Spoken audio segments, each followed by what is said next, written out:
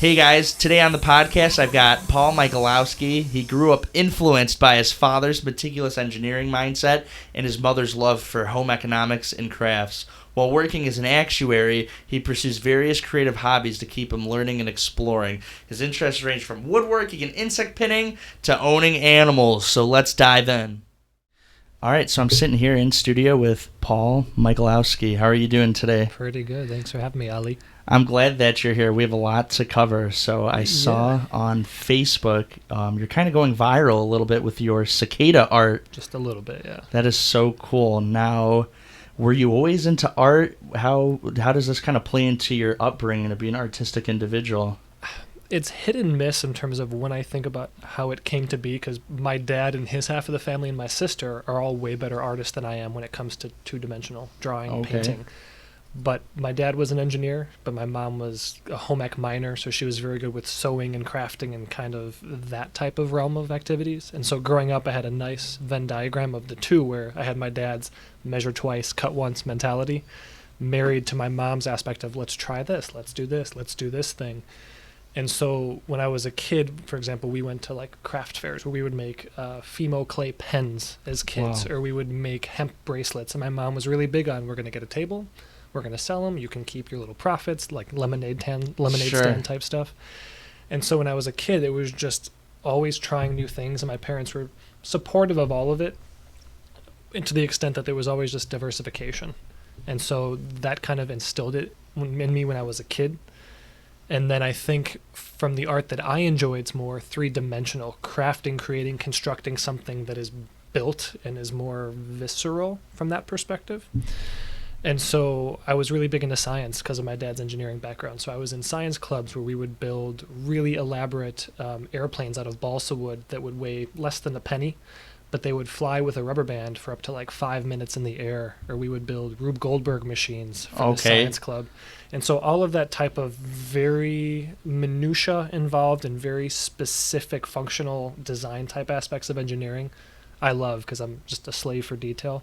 And so all of those things kind of, not only from an artistic perspective, but just in terms of my love for my hobbies, kind of blossomed into who I am today, with making sure I could draw on my experience from this or my experience from that to kind of make me oddly well-rounded in a really, really weird jack-of-all-trades type of way. That is so cool. So was your brand of art always with bugs? Is the cicada thing your first kind of journey into bug art?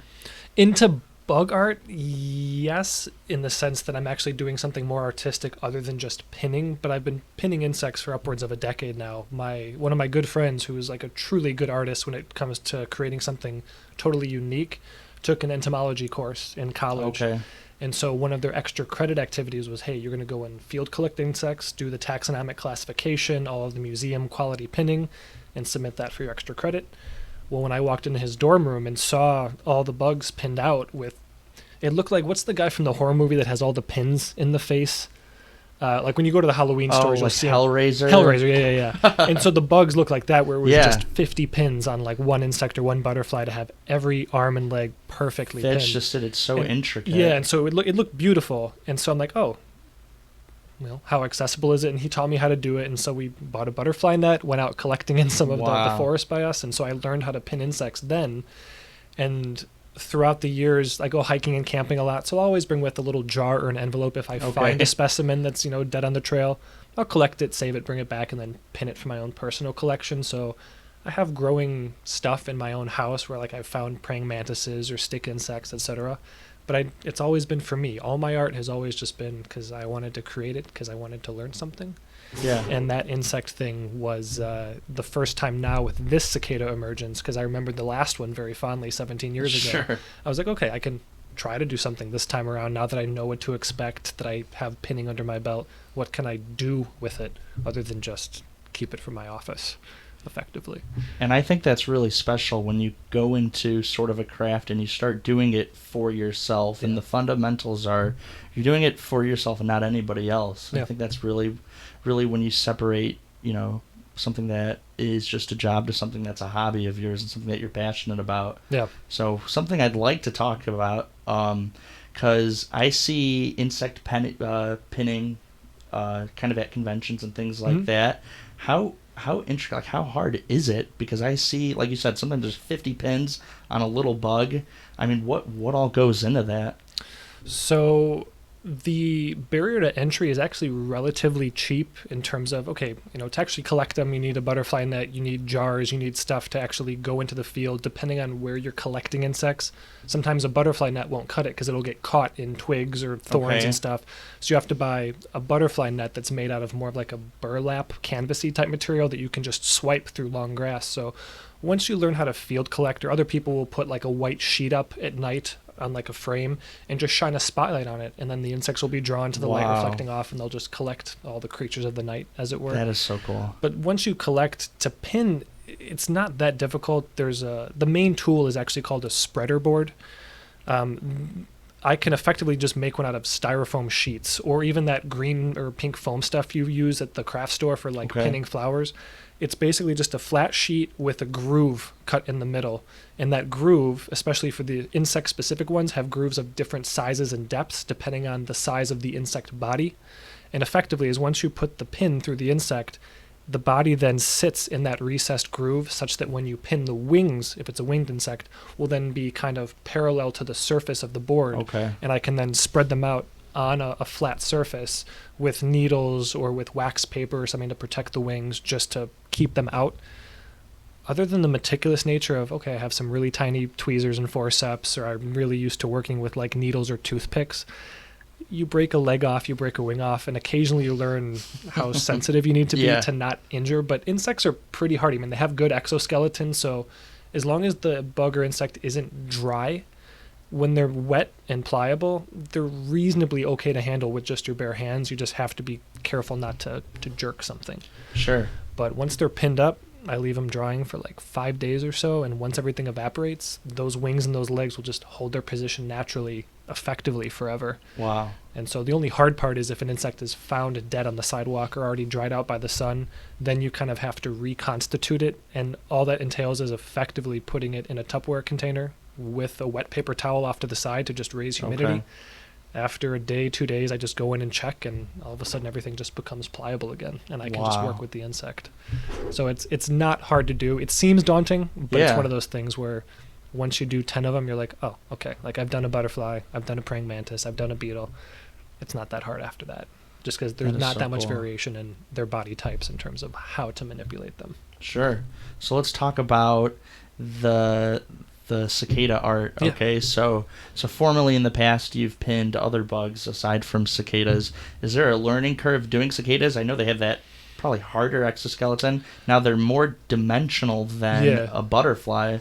So, butterflies and moths are tough in that the dust or the particulate coating on the wings can get lifted off by your finger, so it's really easy to damage a wing or to just poke your needle through the delicate wing. The cicadas are actually a little bit more hardy compared to butterflies and moths in terms of wing stuff. Dragonflies are also really weird to pin in that the bodies don't preserve well. They're a little bit more mushy, which is why a lot of insects are kept in vials of alcohol or other type of preservative things to make sure that soft tissue doesn't dissolve. Because cicadas have a really, really tough exoskeleton, they preserve really well, with the exception that when they make their really annoying or pleasurable sound, depending on who you ask, the whole back half of the insect is hollow to act as its own internal resonating chamber. So the problem is, once the body dries out, if I have a slip or just I push too hard, sometimes your finger just pokes into the body, and it's kind of like poking through the top layer of a croissant. The flakiness, it just goes right through, and that insect is just gone, unfortunately. So in those cases, I'll cut off the wings and save them for other wing art that I do. But the body for the cicada is the only really bad part that I hate, because they're so fragile when I'm having to take pins out or do stuff with them. Yeah. So how many cicadas do you think you've just touched this season? I mean, definitely 1,000. When I save them, they're all in Tupperware containers in my office or in my freezer filled with isopropyl alcohol. Right. So I'm only limited by the number of storage volume that I have, and so I always go to the store buying 6 more Tupperware containers. Maybe I'll find enough to collect that are in good enough condition where they haven't deteriorated, bugs haven't eaten them, etc. And I'm like, oh, I'm out of Tupperware again. So at my house, I have 24 Tupperware containers full of cicadas. So I probably have another 1,000 in storage. Oh my goodness! So, and you just find them like on when you're walking, like your dog. Like I have a dog, and they dive bomb me. Yeah, so. I hit up whatever park or forest preserve that I know has that kind of mass around the bottom of the trees. And so now, especially once they're done with mating and they've all started to die, I'll go out every day on a walk, either midday or in the evening, and just walk around the same base of all the trees and just pick up all the bodies of the newly deceased insects that are fresh and in good condition, or that don't have that cicada fungus that's kind of zombified them and taken over the body. So as long as it's a good specimen, I'm just out every day collecting whatever I can that's just no kidding. Gone. Yeah. Did you find a blue-eyed one? I found one. Yeah. I thought I saw that on Facebook. Yeah. What was that like? Man, it's going to sound cliche. It felt like being like the Willy Wonka golden ticket finder. Sure. It was like, you know they exist, but you don't think it's going to be you. Like, I know the odds are not good. And when they say 1 in a million, I can't wait for the Field Museum to like put out their new statistics after this emergence, because I know they're have an interest in collecting DNA samples, learning about them. I have no idea how rare they are. I just know that I was like, oh, like it was right in front of me, just in a bush, and I wasn't hunting for it. It just kind of sticks out amongst all the red eyes that are just staring up at you. Now, do you just go directly home, like after you catch it, or? Yeah, I get some looks. So I sometimes will collect in like, it looks like a pop-up laundry hamper, but it's like an insect basket, and so I get some weird looks because I'm like that guy in the neighborhood carrying home a bunch of cicadas. So now that they're all especially just deceased and kind of stinky too, I'll just carry a plastic grocery bag and just throw them in there. Yeah. So I know that when my bottom of my bag fills up with like 4 or 5 inches of dead cicada bodies, I'm good to go home, and like it's so tempting on my way back to find like, oh, just one more. Right. And when do you stop? It's like it's a really bad breadcrumb trail that I all of a sudden I'm like, okay, I have to stop because I know they're going to stink up my apartment. I have to disinfect them, have to get them in alcohol just to keep them from decompositioning any more than they already have. And So what all did you do with the blue-eyed one? Oh, that one I just let go. What? I feel bad. Like, oh, man. It's like when people catch the blue lobster, like off of the East Coast. It's like, yes, those are kept in museums because they're like that rare. But I'm like, whether the blue-eyed thing, I haven't gotten definitive answers on whether it's truly genetic and passed down generation, because you only have every 17 years to analyze the next generation of cicadas. So I don't know if it's that or if it's just a mutation that happens. And so I'm like, in case it is something that is desirable for the 17 years from now, cool, be free. Wow. And then I see articles where like little kids have them in like jars in their room. They find like the blue-eyed one. Yeah. That is so crazy. And I had people do that. Like when I've sold my cicada art, a mom would buy it for me for her kid, and she was like, oh, by the way, like my son had like one of the cricket keepers or one of the insect containers. All the cicadas are dead that he was keeping in his room. Sure. Do you want them? I'm like, okay. So I've had some people just give me their deceased cicadas from their kids, and I'm like, okay. No kidding. So what, you mentioned that, how well do you even sanitize them? So I mean, you don't have to sanitize them. I know people, whether they're handling animals or something in nature, you generally want to wash your hands before you eat and stuff after touching stuff, but there's nothing inherently unsanitary about them other than the fact that I just don't want the bacteria that helps with decomposition or the odor to keep wearing away at the tissue or to keep just smelling as they decompose naturally. So I will soak them in just a container of isopropyl alcohol, 70%. Anything higher than that, 90%. Can work short term, but if you're doing long term storage, 90% especially can denature. Aside from DNA, can just also wear away at the tissues a little bit more. If I'm pinning within a month, it's not bad, but if I'm saving them for like a year from now, then it's better to just kind of dry them off in one of those things you make like it's a food dehydrator, but like the things you'd use to have the multi stacks for like apples and stuff. Definitely. You can dry cicadas in that, believe it or not, and then like I said before, you can just put them in a humid container and reanimate them in terms of their ligatures. But I do it just to get rid of the smell. Like when I have a 2-bedroom apartment, having that many cicadas just waiting, it smells just as bad as it is outside, only now in a concentrated area with very little airflow. So once they're soaking in alcohol, that smell, and even when I remove them from the alcohol, the smell's 95% gone. And when I open a container, it just smells like a whiff of rubbing alcohol at that point versus cicada BO. So I mean, that's definitely understandable. Yeah.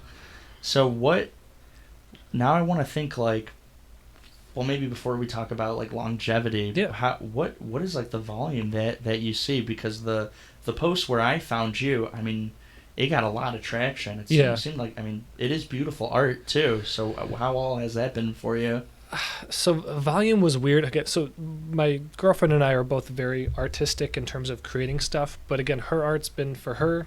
She doesn't like commissions because then that puts the burden on you to make a piece that someone else likes according to their standards. And I've only made stuff according to, like your words, to my standards, what I can make. So we decided, hey, you know what, this year let's do some craft fairs, some art fairs. So we bought the big white 10 by 10 tent, the folding tables, etc. We haven't even done one yet.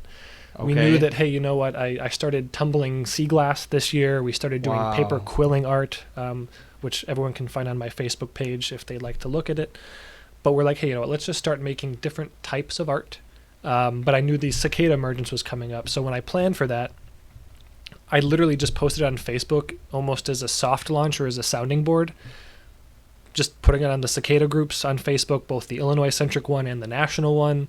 Posted on Facebook Marketplace just to see, like, what is my price point? Is there demand? Do I have issues with shipping, etc.? I didn't realize, I'm like, oh, this is actually direct-to-consumer marketing. Like, this is my target audience of people who like and want bug art. So within, I want to say a week, I had 40-some thousand clicks on my Facebook Marketplace post alone. But amongst all of my multiple Facebook postings, I had another probably, 16 to 18,000 likes and comments amongst like the 3 or 4 main postings that I had. So, and I'm a people pleaser. So the problem is everyone started messaging me at once, and I was my own secretary, like literally staying up till 3 a.m. responding to every comment, every message. Cause at that point I'm like, okay, there's something here. People appreciate it that I didn't see in myself. Let me make sure that I'm building the brand, as it were, to like, okay, this guy is reputable. He'll follow through on his word. He'll make me what I would like to have made. And so that's kind of been the bane of my existence recently. It's like, I'm good at saying, hey, I won't commit to a certain date, but I'll say, yes, I will make it for you. I'm just in the throes of pinning insects, unpinning dried insects, getting new ones ready. So I've committed to promises, and I'm like, I will reach out to you when I have gotten them done. I mean, that's understandable. But no, volume-wise, it's been just astronomically crazy, and I'm like, okay, my Facebook page and Instagram page are just thrown together. Don't have a website yet, just because I'm like, I don't know what the best one-stop shop is for everything, just to make sure a lot I'm of choices. Efficient. Yeah, because it's daunting. Yeah. No kidding. That is so neat. I don't know if that counts as viral. I thought there was some metric like viral has to be 1 million when it comes to like YouTube or some of the more wide. So when you say viral, I'm like, I'm a really harsh critic of myself, and I'm like, is it viral? I made art out of bugs. Like it's not that crazy, but I know that I do something different. So I don't know. It certainly is different, and honestly, obviously, there's like mega viral, right? Yeah. But I think the most change happens when it is on a small scale, because there is kind of like a chain reaction that kind of sets off, and I feel like there are so many niches that you don't need to be front page YouTube to be viral, right? And I definitely know what that feels like, being up at 3 a.m. doing all of the bookkeeping and wearing multiple hats. And especially when it's local recognition, though, too. Like, as much as the ego boost is when something blows up wider than that, because it was mostly Illinois and Chicagoland based, and the piece that blew up virally was a Cicada Chicago flag that I made. That recognition hit a little closer to home, because it's like, it's not people liking it just for the vanity of it looks pretty. It's like, oh no, like this is my city. The bugs are happening here. So when I had people wanting to buy the art who were like, hey, like I'm an ex-museum employee that moved to Chicago to work here, and I either majored or minored in entomology, or stories like that, or hey, I got married at an insect shop in Chicago, I want to commemorate.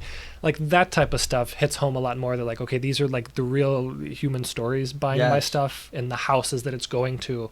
That's much more heartwarming to me to know that like it's in your living room, in your office, after the pictures you've shared or the stories you shared. And so like that's been the best part, because again, my art's been for me, and to know that it's for them now, it feels good. I mean, you're really onto something when you say it hits home that it is happening kind of in your hometown, right?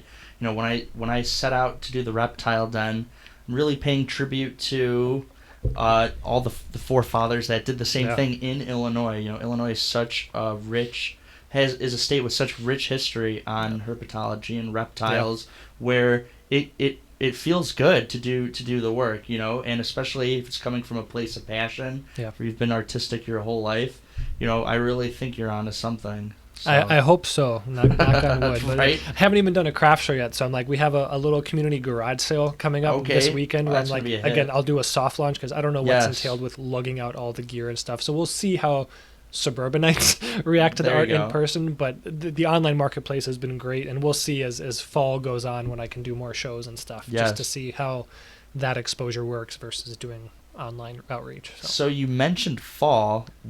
What is the longevity on? Now I know you're branching out and doing other art, which we're most definitely going to talk about. Sure. But when is the cap on cicada art? When are you going to be all done until, I don't know, 17 years from now or the next brood? Well, in terms of how long the art lasts, I hope it's 17 years. Yes. But I don't know. Again, so when I initially knew I was going to do this, I went to Goodwill and Salvation Army. I was just getting upcycled shadow boxes that I could, rescue from that. I do woodworking, so do some sanding, do some lacquering and staining, fix up some matting. I had maybe like 40 or 50 frames that I accumulated last year, and then I realized, oh no, I'm going to need a lot more now. So my whole office is just a new impromptu bookcase of just all my inventory of empty shadow boxes, and now, like I said, I've collected thousands of cicadas just waiting to be pinned. I don't know is the short-winded answer to that. It's making money, but it's also fun because not that I get bored easy, but I definitely like all of my hobbies. And so to know that I can go from one art form to the next, and I still have cicadas waiting for me when I have that itch that I want to scratch creatively, they're there. And so, especially since it is 2024, even though the cicadas are gone in, a month or so, the hype is still there. Yes. There's a bunch of other oddities festivals coming to Chicago in July and other things, and especially people in the insect community, the reptile community, all of that community that kind of likes, whether it's herpetology or entomology, or people who like taxidermy. Yeah. That interest is still there. And so I'm hoping at least through 2024 I can have a long tail on this to just keep my art coming out in different waves. I mean, I would think the fall, too, with a lot of the mystic markets and Halloween-themed events. I mean, you're going to have to make sure you catch enough to last you, you know what I mean? Much to the bane of my loved ones when they realize their freezer space and their fridge space is slowly depleting. Yeah. So do they have to keep in the fridge? You don't have to, but like anything, cold reduces the rate at which stuff decays. So the alcohol itself does it, and so when I pin the insects, I'm doing it 1 to 200 at a time on like very big pieces of styrofoam. I haven't stored insects long term before. So I'm reaching out to some people who are a little bit wiser and smarter than myself to be like, what do you do to make sure that I'm not going to accidentally get freezer burn and have the water cells kind of degrade? Sure. I don't know. So I'm kind of hedging my bets where I got some in the freezer, some in the fridge, some at room temp, just to make sure that if one batch goes belly up, I don't lose all my inventory. That's just but yeah, I definitely need to go collect more because I'm like, okay. Because that Chicago flag piece that I made takes almost 50 cicadas to make. I was going to say. And so I have smaller pieces here where if I can do, from an efficiency standpoint, 1 cicada to 6 cicadas in a box, that's a lot more pieces that I can make both for people, and the profit margin's a little bit better just because I don't have to waste 50 bugs on one piece that I'm not charging the same proportion on a per bug ratio for. So I enjoy the smaller ones more because I can be done with it and move on to the next one. Slaving away on a piece for 7 hours is not fun after you've made 12 of them or 20 of them. That's understandable. So let's talk about some of the... So I'm sure we'll be flashing pictures of some of your offerings that you have for sale, but you brought some beautiful pieces into the studio today. And these are ones that I even seen on your page. Now, I'd love to talk about them. So you got this one here where it's like very naturalistic.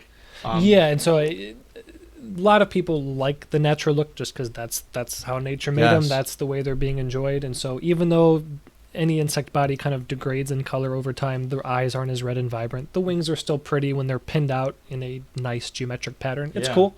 I prefer the natural just because it reminds me of when you're in a museum or like in an old Victorian library where someone has the books and the old mahogany paneling and stuff. That's why I love the wood grain frame and the white background, the contrast against it. I mean, it really is beautiful, and you do bring up a good point. Everything is very symmetrical, or how you have angled and the I'm a sucker opposite for directions, geometry, so yeah, I mean, that's anything beautiful. Yeah. But now I saw this too on the far left. This really struck me. You have the golden cicadas. Yeah. So what did you add, like the gold kind of trim work, or did that Yeah, come with the I frame? mean, you can go to craft stores or places to find like the gold filigree that you would use for scrapbooking or making decoupage boxes or whatever. Excuse me. So I had a lot of just hunting over the past year to kind of. I had ideas of I want to do something gold. I want to do natural. I want to do these things, but it was just kind of odd craft store finds over like, okay, let me go up every aisle. Is there something in this aisle for this odd craft form that I wouldn't have known existed that I can incorporate? And that's kind of how that went. But I always think that, like, at least for the gold one, when you think again of pinned insects, I'm thinking like Victorian era, like Darwin, when you have those really old school insect collections in like wood boxes.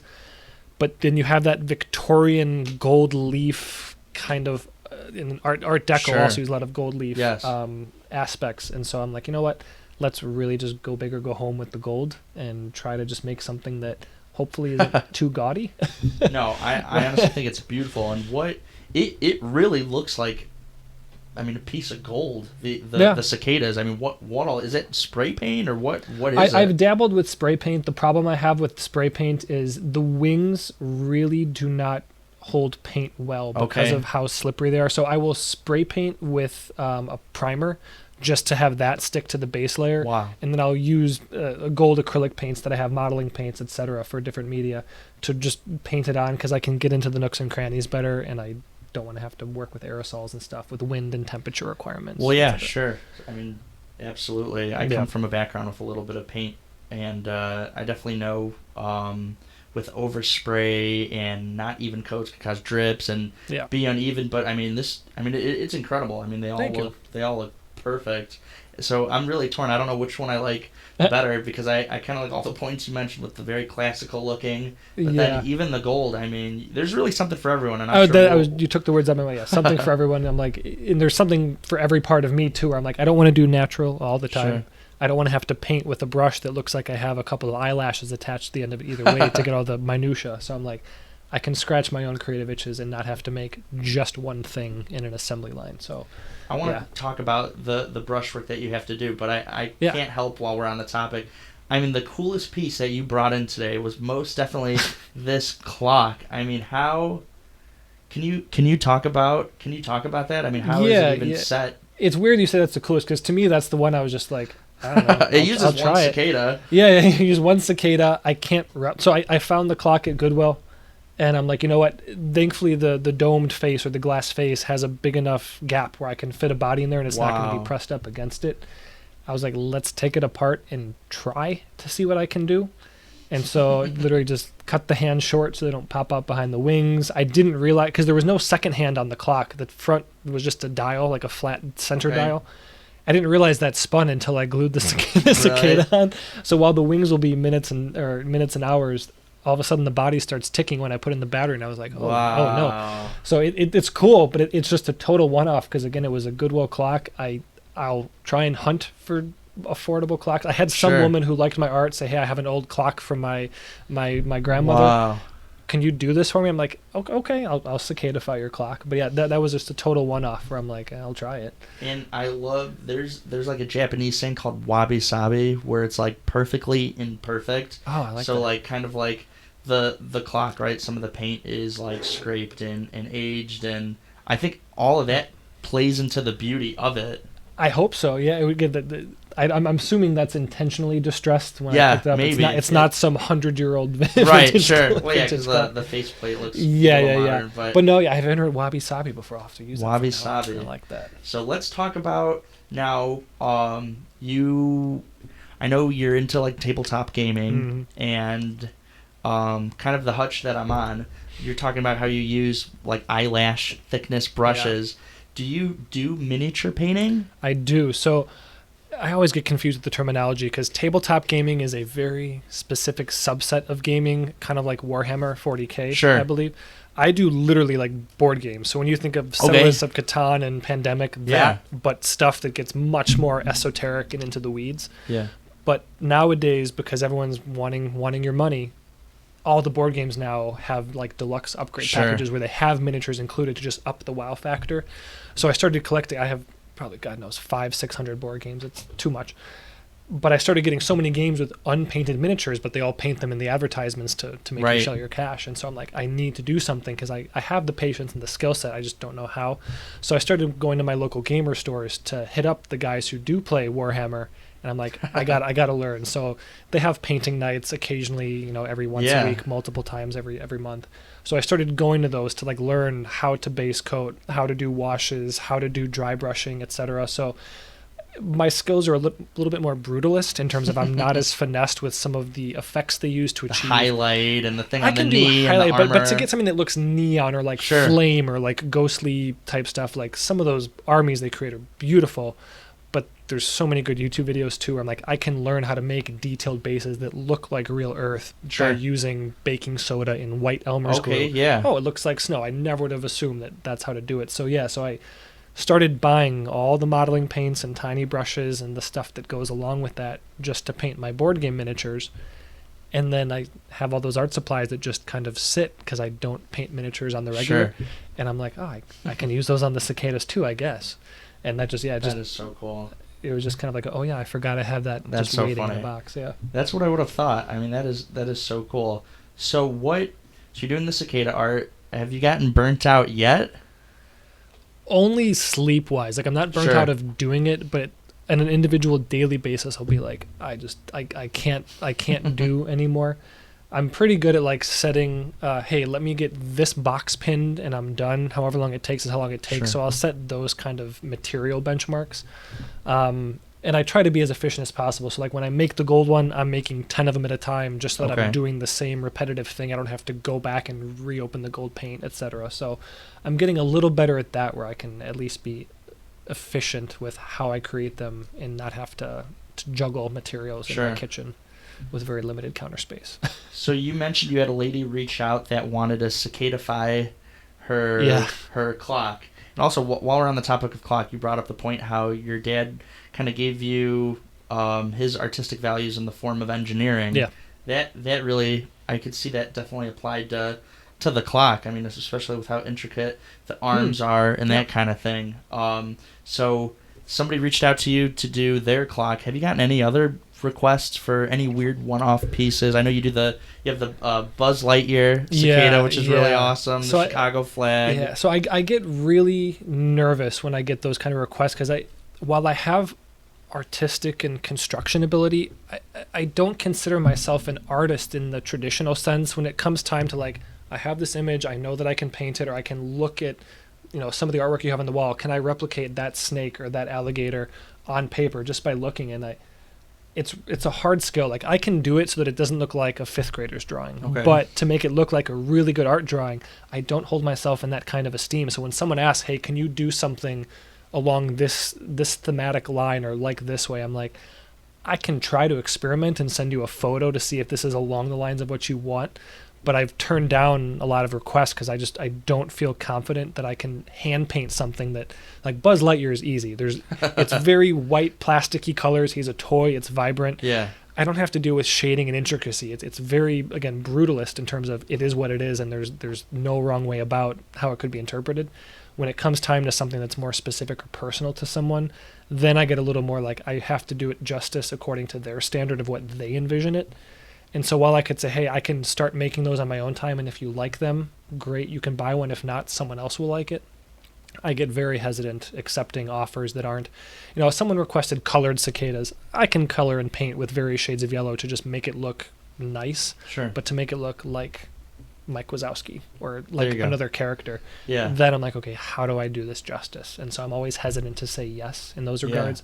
I've had people want like the taxonomic names in 2024 calligraphy and stuff, and like I can do basics, but I'm definitely more like, hey, if you want something in this color palette or different metallics, let me experiment. I can send some sample photos and we'll go from there.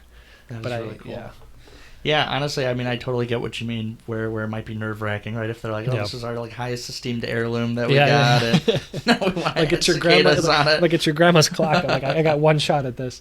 So have you done, now you mentioned like efficiency, where there's some pieces that require more cicadas than others. have you done any like crazy one-off, like 100 cicada pieces or anything like that? I have not. Part of me just doesn't want to do that because I'm like, who's gonna buy it? Like, if my pieces are all, the big ones are $300, but all these ones on the table are 100 or less. If I make a 100 cicada piece, I don't know how to charge for it. I don't know who's gonna want to buy it.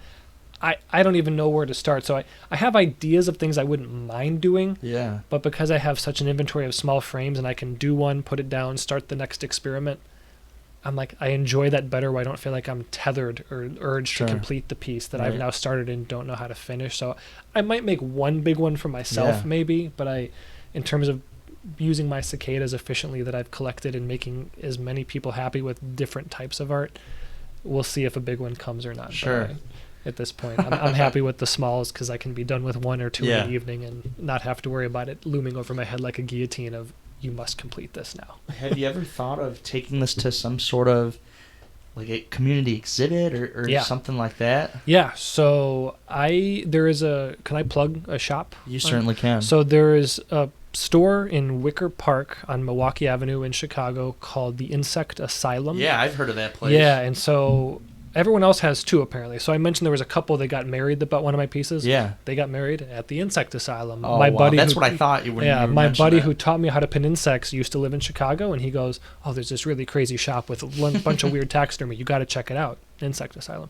I knew it existed. I'd never been there. I have my own collection of insects. I'm not out buying more. Right. So I reached out when I started making my art to say, hey, you know what? I made these pieces. I don't have like a business. I don't know what you can do for me. Do you just post me on your Instagram and like, hey, here's a cool artist that you might like? Do you put my stuff in your store? I had no idea. So they said, yeah, you can put your stuff in our store. They'll get their cut. I'll get some free exposure in the city. And so now I'm in that process too of like, let me create a small inventory of pieces so they have 3 or 4 of the same piece to put in their cicada aisle, as it were. That is so cool. To sell to the people in Chicago who don't have as many cicadas, and they said they're getting a lot of cicada tourism. Yeah. Where they're having book signings and pet a cicada, and they have a bunch of neat plaster of Paris cicadas. So I'm currently working with them to get some pieces into their store, hopefully within a week or so.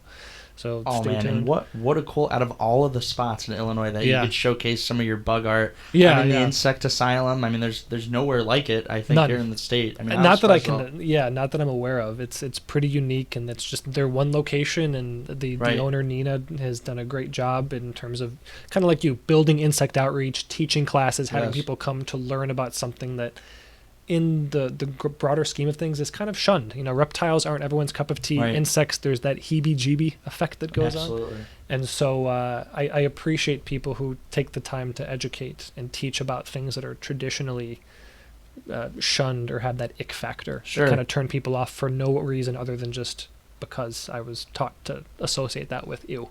Yeah, you bring up such an incredible point. I remember just a couple months ago when the whole cicada invasion was like impending. How many daycare centers and special ed curriculum classes. How many educators reached out to me saying, our students or our residents are scared of the cicadas. Yeah. Can you do a bug presentation? To kind of ease the nerves and I see it all the time, too, when we do the reptile shows. Yep. We'll go to a room where no kid wants to touch or hold any snake, and by the end, everybody's holding snakes. And I attribute it to a lot of things that helps kind of melt the barriers, but a really big thing is, with the Reptile Den, we have some like crazy brightly colored snakes. Yeah.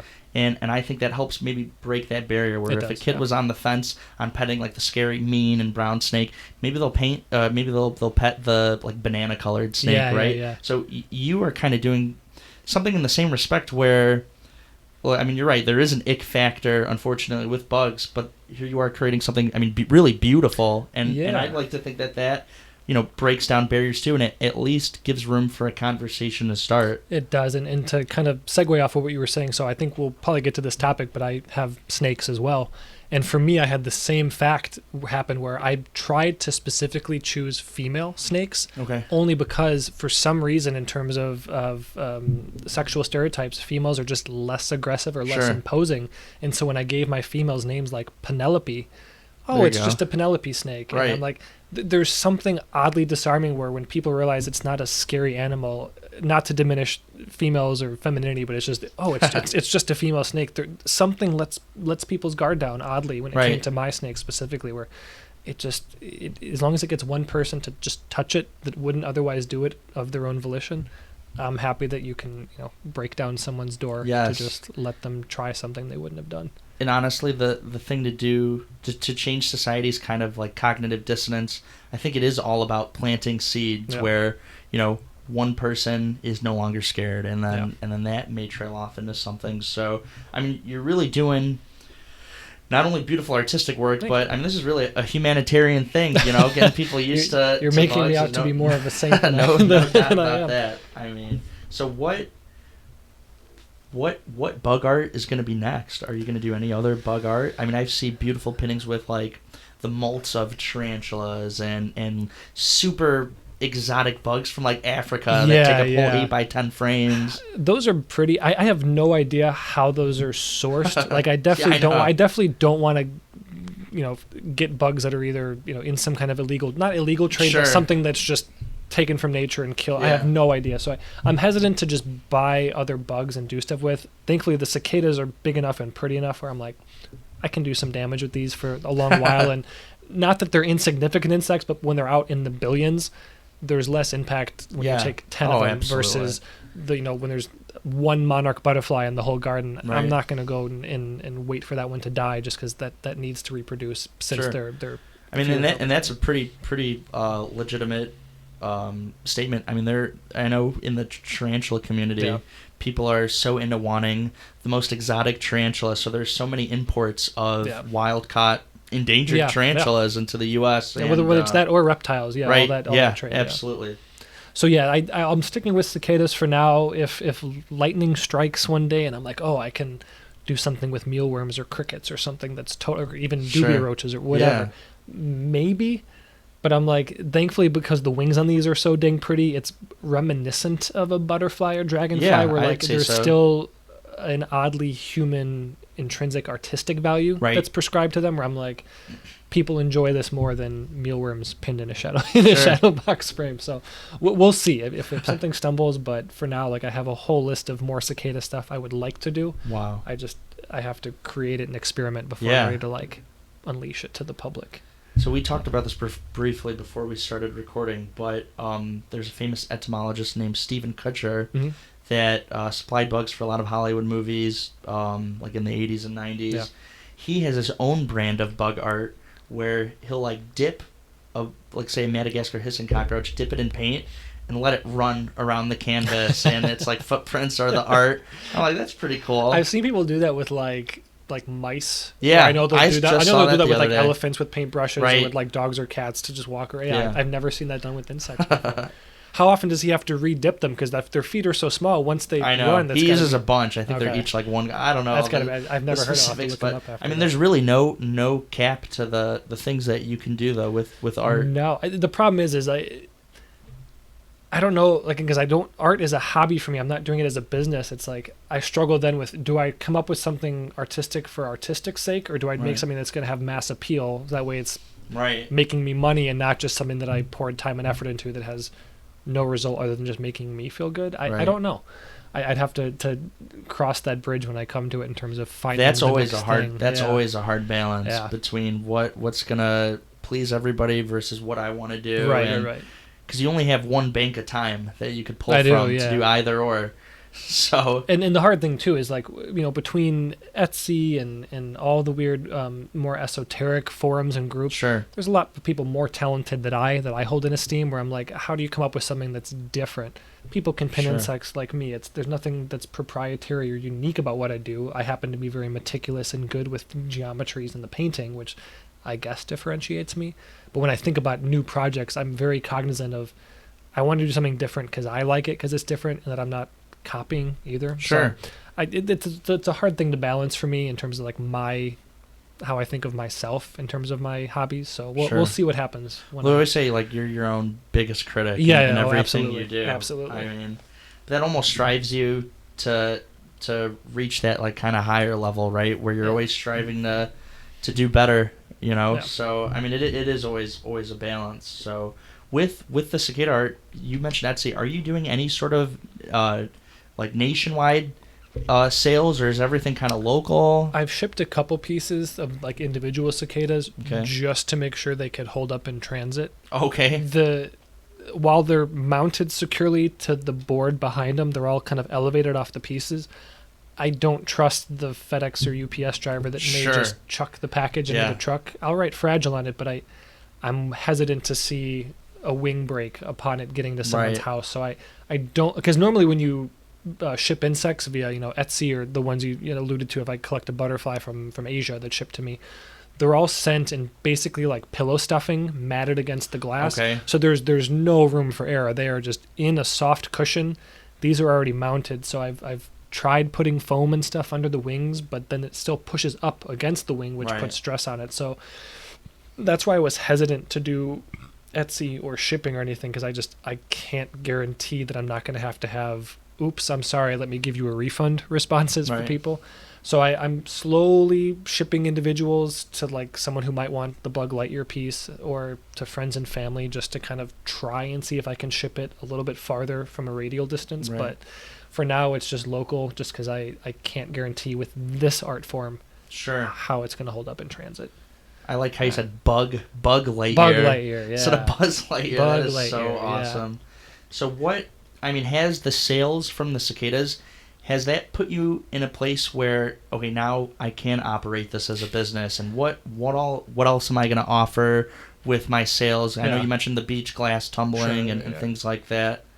So I have a big spreadsheet that I'm dragging my feet on updating. I believe I'm still in the red. I've spent, amongst all my art, I spent a lot of money on frames and in startup supplies and materials where I could build up my inventory of frames, then have to run back to the craft store every few days. I think I'm definitely in the red, almost breaking even. So it's not like I'm churning out a money printing press here where I can be like, I can do any art I want now. It's more so just validating to know that I can keep doing it and it's not going to be a money pit. Okay. I think for me that's more of the important thing, that my time is not being wasted per se on something that has no appeal whatsoever. So knowing that I have enough frames now to make pieces that have been profitable individually, I know that when I sell and make them, it'll eventually will be in the green soon. I mean, you brought up a really good point, how you're like maybe about to break even, but it's not necessarily deterring you. I mean, with the Reptile Den, I had exotic reptiles before I started the Reptile Den. You were an artist, before you started your ventures in the cicada art and marketing, and I turned, no profit for the first full year in business. In fact, my overhead was crazy. My overhead is still insanely crazy, feeding and especially keeping with animals, all those reptiles. But the fact that it's what we were before we started our ventures, I think that is the driving force that is going to set us up for the long run, right? Yeah. To give us that success. And I think that kind of thing only makes you stronger, right? When you can look back and you realize, oh man, I was grinding this out for a year, or 2 years, or 3 years, and I was getting, no output out of it. No, I just think it's really incredible what you do. Yeah, thank you.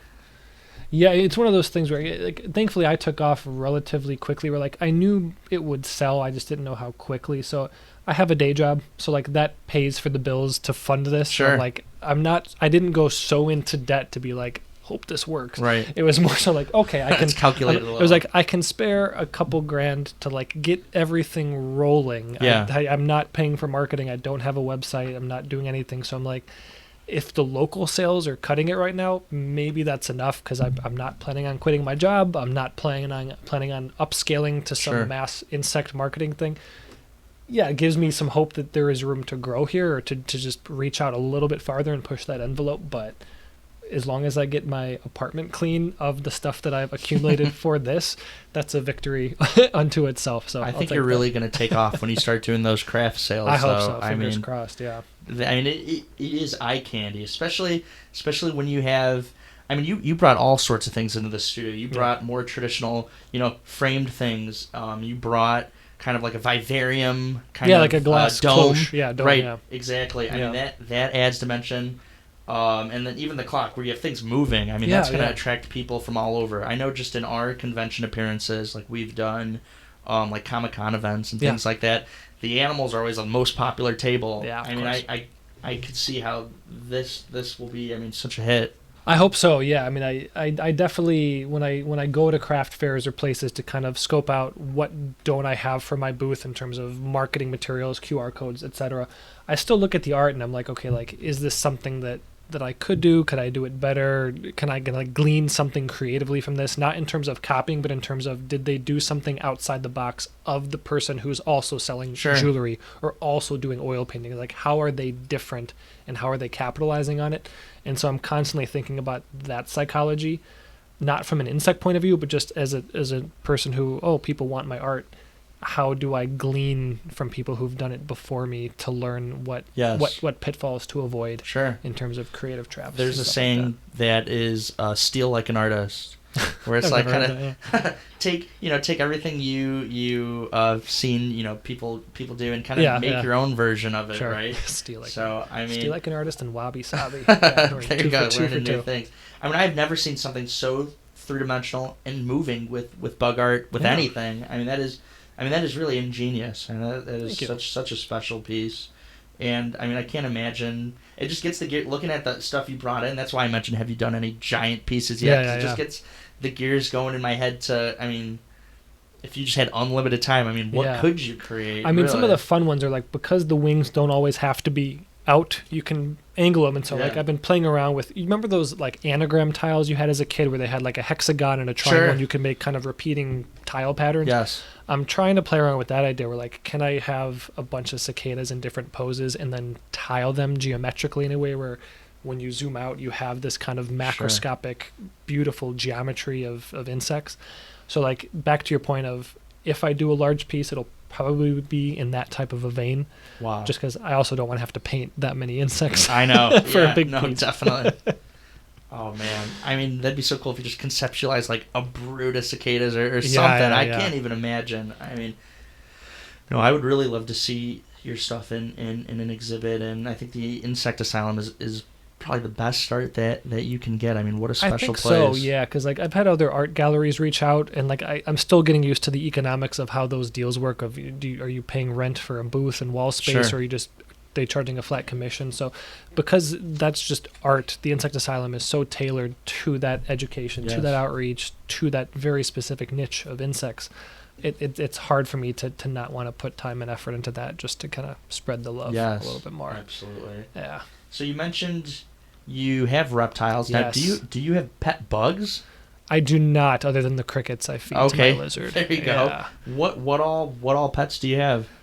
So I have so my parents, bless their hearts, have no pet allergies, but I was raised in a household, we will never have a cat or a dog. Okay. No matter how much I pleaded and begged, they were just very much, we don't want to deal with the hair, we don't want to deal with walking them when you don't want to. I'm like, but there's hypoallergenic, non-shut, doesn't matter.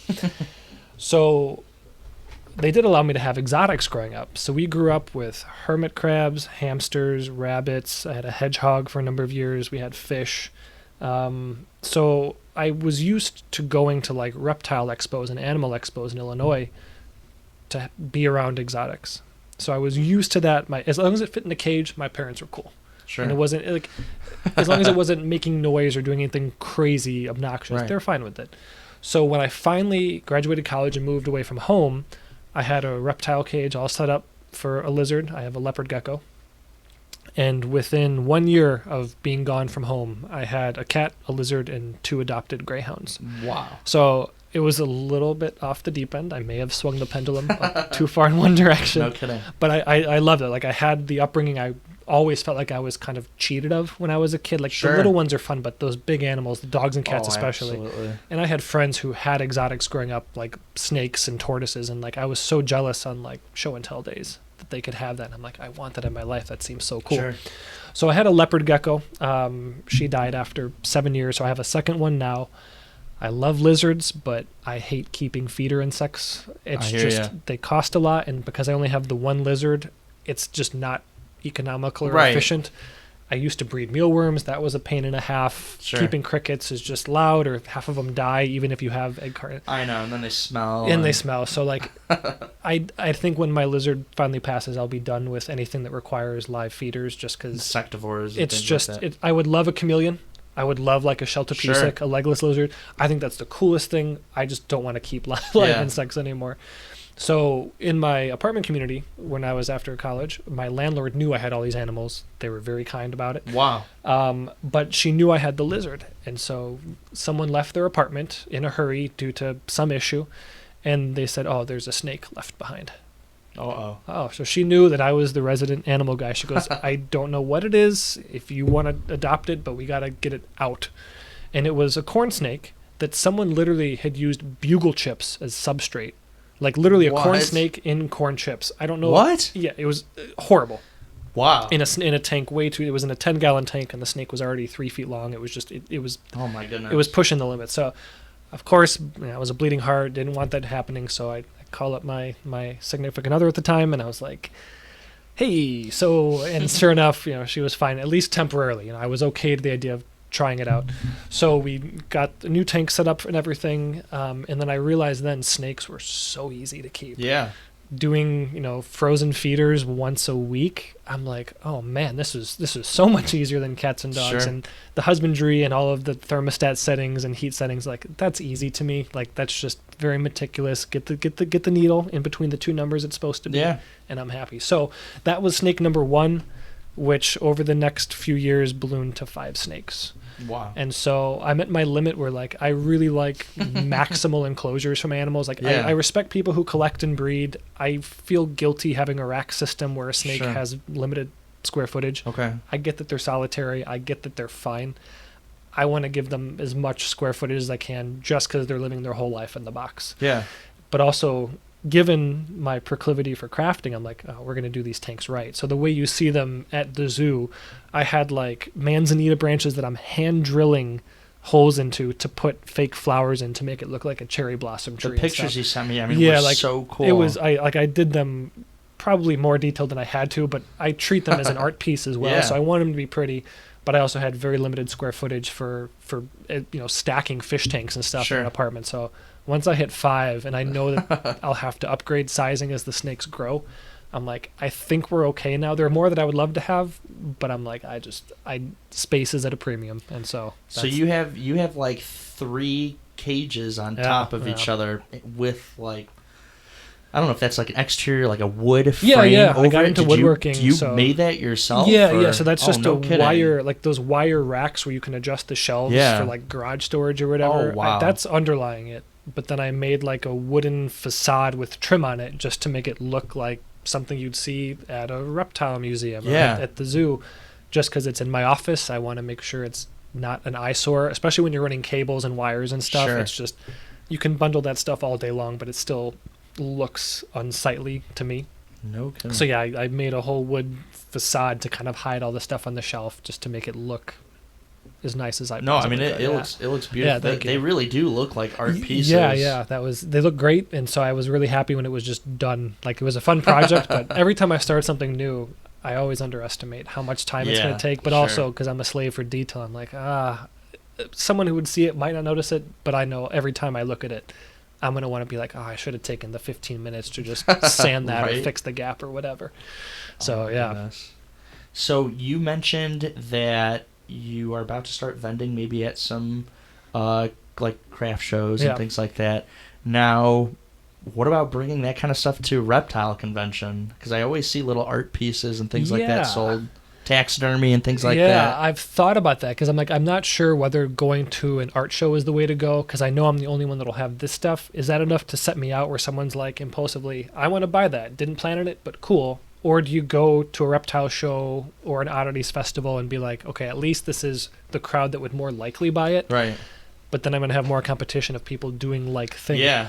I don't know. So I never thought about doing a reptile fair. I know there's other oddities festivals and taxidermy festivals I could do. There's some huge ones in Illinois. Yeah. I know there's one coming up at McCormick Place in July called the Oddities Expo or the Oddities Fair. Yeah, I've seen a bunch of oddities fair, oddities and curiosities. Yeah, and so I'm like, I missed the curve, the deadline for applications because they accept deadline in like October for the following summer. It's huge, I'm sure. So I'm like, I'll go hand out some business cards. Maybe I'll tag along with the Insect Asylum people, but.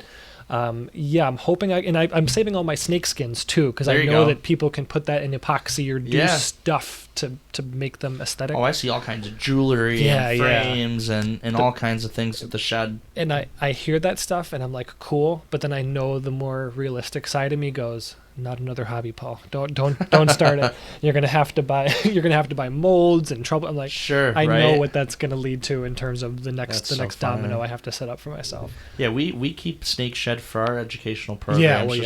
Kids love that because especially if they can't touch a snake, right? The thing they will do is I'll touch the dead skin. Yeah, there you go. Yeah, and it's always funny passing it out to the kids because I always tell them don't shred it up and make a mess, but it always ends up going to the bucket ripped, and then after a few months, the first like 6 inches of the bucket is all just shredded, shed, and we have to like rotate it out and that kind of thing. But I mean, like I said, we brought our reptiles to a Comic-Con convention, and it is kind of like an unlikely pairing, but it proved to be a hit, and you know people always have an eye for something that's out of their ordinary. So the nice thing is though, aside from that too, you are out of the ordinary if you're bringing reptiles to a comic convention, so people are going to remember you.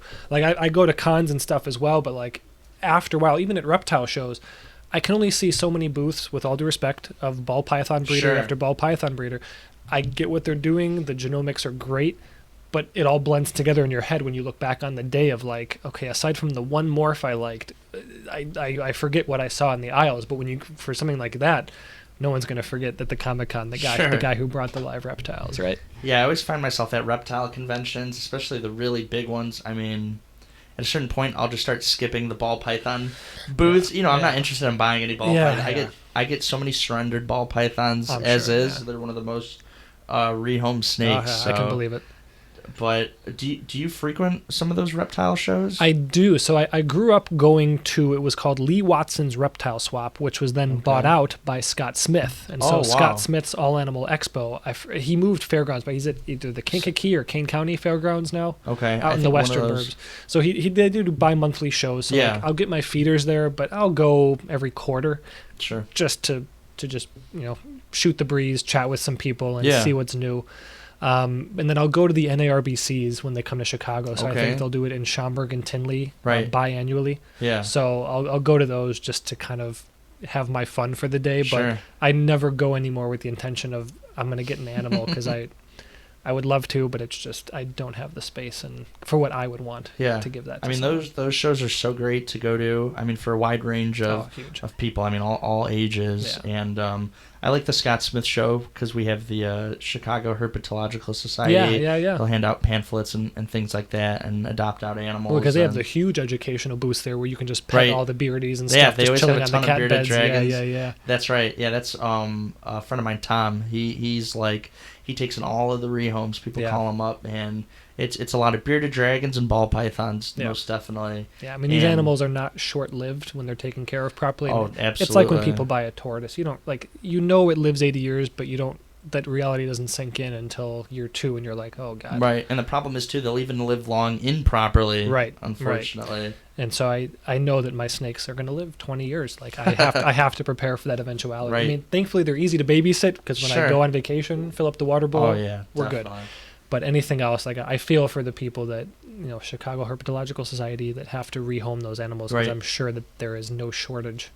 I mean, how amazing we live in a state where we have the NARBC. I mean, those conventions are so important. Not only just bringing together, and that's the thing too, where with internet and this kind of like technological society, I mean, there's so many reptile sales online and reptile information online, but I mean, there's really a lost value when you not go to these shows and you meet people in the community. That almost kind of bolsters the love that you have for the animals and the insights and see how people keep them. And it's really cool to be able to go to shows like that where they'll have like the big reptile equipment companies there kind of showcasing the cutting edge of reptile technology. And I mean, we are so fortunate that we have organizers that put in all that effort to put on. I mean, those are amazing shows. Thousands of people. The depth of knowledge too with those people who, especially who specialize in a given breed or two, like that's so invaluable to me. I always kind of cringed when I went to those shows and saw someone saying, "Hey, like I have this breeding pair of what are they, like the little alligator lizards that they have?" Sure, maybe like crocodile skinks. Yeah, crocodile skinks. Thank you. And I'm like, you don't know me. Like you're trying to hawk me your pair. I'm like, shouldn't you be questioning my, like, I feel like I treat it the way that if I was like going to someone's house to ask their daughter to prom, like, don't you want to know my intentions with your animal? That's right. Type of thing. Like, don't you want to know that I have a tank already set up so when I take these home, they're not going to be at the wrong humidity, the wrong temperature. Like, don't you want to know that I have that? I get that I can buy that all here at the show if I needed to. However, I like breeders that question me, that kind of quiz me as they're talking with me to make sure that I know what I'm talking about, because I research probably to a fault everything before I do it to make sure that I'm not going to, at worst case, kill an animal, but in the less worst cases, have an exotic vet bill that I'm going to have to pay for at the end of the day. Those add up, that's for sure. Oh, yeah.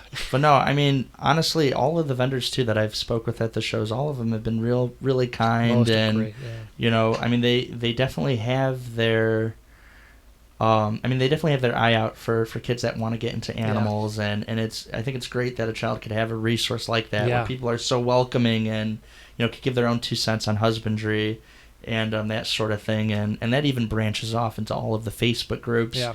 You know, I feel like the reptile community is a very unforgiving kind of group broadly when you take the whole scope of the internet, but it's definitely reassuring to know that there are small inner communities that we still have where people are so inviting and are so quick to help you with whatever knowledge you need to know. So, and the nice thing about those shows too, it's basically a big petting zoo, unless it's a fragile animal or something that is a liability to have out or might get lost. I've had like my neighbors be like, "Hey, like bring your kids here." Like I get like you don't have to handle the snake. Some breeders won't let you, but I'm like, it basically is like going to a zoo, but you can literally touch a lot of the stuff that's more exotic, that's more rare, that you can get that exposure so your kids aren't scared of stuff. Yeah. But also you'll have people who care about their animals because they bred them since they were babies. They have a vested interest to make sure that they're treated right and that they're not misunderstood. And so like I honestly like bring friends to these shows just to be like, cool, man, like I get that you don't want to own a snake. Come with me for half a day. Let's just go to Tinley Park for the day. You're never going to see something like this again in your life. Have fun. And that's always a treat. Honestly, you brought up a good point too with being able, if you'd like to directly interact with animals. Yep. I think that is the value of kind of like the reptile show that we put on, is you can go to a zoo and that's great, but when you see a show that we do with the Reptile Den, it's like going to the zoo, but we take the viewing glass away. We let you touch the animal, interact with the animal. And honestly, I think that makes a way better impact. You know, when you're at the zoo, you can read a plaque that may talk about the perils that the animal faces in the wild, or I could get that animal in front of you and capture, your full attention. It becomes real. Yeah, it becomes real, and I could tell you what really is going down, face to face. And, I think there's more value to that. We really believe in touch the heart to change the mind. So I think like that has to do with, physically getting animals that you can touch and you strike that chord. Yeah. And then, will the real learning start. So yeah. And I shared this story with you when we talked prior to me coming on, but one of the reasons I said yes to coming here was not self-promotion. Like I can do that on my own, but when I was a kid, I had a birthday party at the YMCA. My parents rented out the room for my birthday, and we hired a guy just like you who came with his, 15-foot albino Burmese python. He came with his alligator with the duct tape around the mouth. He came with his tortoise. Sorry, I forget the breed it was. Maybe Sulcata tortoise. Sulcata, thank you. Gigantic Sulcata, yep. It was a nice 50 or 60-year-old Sulcata at that point. And so, I had that as my birthday party, and that was the coolest thing, because I'm like, I got to pick it. So the fact that my parents were like, cool, we're game. But it was formative, where it's like that kind of stuff, those are those hallmark flagstone memories that I remember, where it was like, I didn't have snakes. It would be a decade and a half until I finally got one. but that always stuck with me as like in terms of my appreciation. So I thank you for doing what you're doing. I know that it's a necessary thing in terms of making sure these animals aren't just at a zoo. Right. That since they are in people's homes, that they're cared for and not misunderstood more than they already are. Yeah. No, and I appreciate those kind words. And honestly, I mean, I feel like you're doing your own brand of outreach, which is really special. So I'm really glad we're able to get together and talk animals for a little while. So let's see. Do you have any upcoming shows that you're going to be at? You said that hopefully in the near future you'll have some pieces debuting at Insect Asylum. Are there any little like trade shows coming up that you may be set up at? Yeah, so the Insect Asylum is the most recent upcoming one. Yes. In August, in the town of Forest Park, they do something called Garage Galleries, where it's basically an art show, but along the block that people have their houses in. So they literally clean out and open up their garages as your tent space, and you'll just be in there in your booth for the day. No kidding. So that's a more art gallery type thing where people just walk up and down the neighborhood and go into people's garages to look at booths effectively. So that one I know is set in stone, and the only thing I'm doing now is all of these craft fairs kind of have vetting processes and procedures to make sure that you're not upcycling stuff from China, that you're not selling handbags and stuff, and that you're also not having an art show that's just 100 jewelry crafters. They want to have diversity. So I'm currently kind of analyzing my schedule of, okay, how many shows can I reasonably afford to do time-wise versus is it just more efficient doing stuff from home behind my computer, because I can make pieces in the evening and don't have to be sitting outside for 8 hours during the day hoping I get a sale. So that's the one I'll be guaranteed at Garage Galleries in Forest Park in August. Stop by that Oddities Festival at McCormick Place the weekend of July 20th and 21st, I believe. Okay. I'll be there just visiting, but I know that I'll be at the Insect Asylum booth just kind of chilling for a little bit, and that they might have a piece there. But I'll keep you posted if there's any more set in stone dates or places I sell at, like an art gallery or something. Yeah, great. And I'm sure if people want to keep up with any upcoming dates, as well as check out some more of the art that you could provide, they could look you up on your handle. You got cicada.crafting on Instagram. Also mentally_quill, QUILL. What is the distinction for the two pages? Do you got two kinds of things going on? Yeah, with those? So I didn't know that this would turn into a business. It meant to just be like sharing my art within that specific art community to kind of like pat each other on the back. Right. So when the Cicada thing took off, I made a Cicada specific page, because I've learned from my personal Instagram page, when I post my reptiles, that tends to turn off the people that I had my art posted with. Or because I would then post board game stuff, I would get unfollowed because people who followed me for one thing are like, I don't want this stuff on my feed. This is not what I signed up for. So I didn't realize, like, I'll have to have multiple accounts under my profile to kind of tailor it better. And the mentally_quill one was just my quilling paper art, because that was meant to be like the main hobby this year. This was just another thing that kind of fit the bill for art. So initially it was just me making sure I kind of kept that art siloed for the algorithm for those groups that I'm in, just to make sure that I'm not kind of cross-pollinating with someone who has no interest. So my main page is my natural selections page on Facebook. I'm sure you'll provide the link. Yes. But that's where like I can at least nicely put up separate albums for all my art, but have it all under one umbrella that I can very easily just correspond with people with messaging and kind of conduct business from there for now. Great. Until we get a website or something more efficient later on as I explore these avenues. Sure. So Natural Selections on Facebook. Then we got the two Instagram pages. Paul, I really want to thank you for coming in the studio and having a chat with me. I appreciate it. Yeah, so this is a great time. I'm glad I could kind of pop the podcast cherry for you as well as one of the first people on here. So thank you very much. I appreciate the time. Thank you so much.